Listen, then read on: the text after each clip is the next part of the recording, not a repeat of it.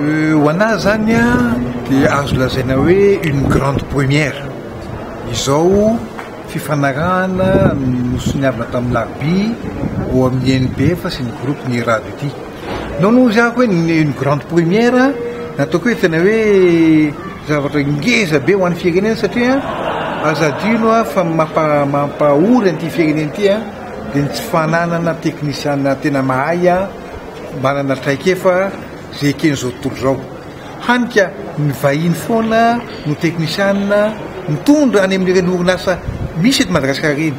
na orinasa kely ro na lehibe a matetika dia vahiny na maorisiana ny eo a na européenne na italiana ny eo na frantsay ka ny fisiny zany zao fiarahamiasa zao a dia antenaina fa ampiova voalohany indrindra zany a ny fomba fampianarana eto Madagasikara satria zareo moa zany nitondra ny traikefany amin'ny teny anglisy dia ataoko hoe fahaizana voalohany ho azony mpianatra hoe arafahany miatika ny fiainany eran'izao tontolo zao faharoa ny fahaizana ho azony eo a dia fahaizana ambony lafo satria olona fa manam-pahaizana no ampianatra azy eo a dia arina mihitsy zany hoe ny teknisiana malagasy a dia voalohany hanana toerana ao amin'ny fiarahamonina fa indrindra azo karama tsara amin'izay satria tsaroa fa ny teknisiana gasy iny amin'izao fotoana zao dia tena ambany dia ambany ny karama azo fa tsy misy motivation ka za zany mieritreritra hoe ny fahatoravan'ny zareo reto a manampy arazanio fa ny radio Rafahalimana ny ka malagasy ray malagasy reny any an-dafy izy mipetraka ekeny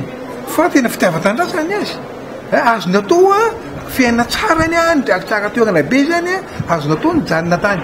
fa naleony a mijery ny tandrasa sy ny mpiarabelona dia fanizay fanampin'izay angamba mino fa ho arahan'ireo diaspora rehetrarehetra any an-dafy a zao ezaka ataony radio Rafahalimana ho an'ny tandrasa sy ho an'ny mpiarabelona zao izahay loholona araky ny nazavaiko tamin'ny mpianatra tamin'ny MPF dia manana mission maromaro ka ny lehibe indrindra amin'io a dia ny représenter ny organisation sociale sy ny économique izahay a dia any hoe anjarany zany mijery ny lalàna rehetrarehetra zay mety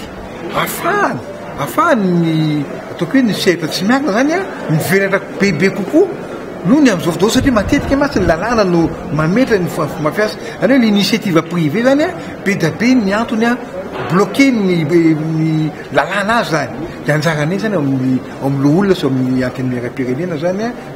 misy bavahoaka anjarany no mijery ny lalàna araky ny mety hoe fahitan'ny sehatra sy miakina tokony zao no tokony atao a anjarany manaraka sy manampy zareo mba ahafana manatratra ny tanjona zany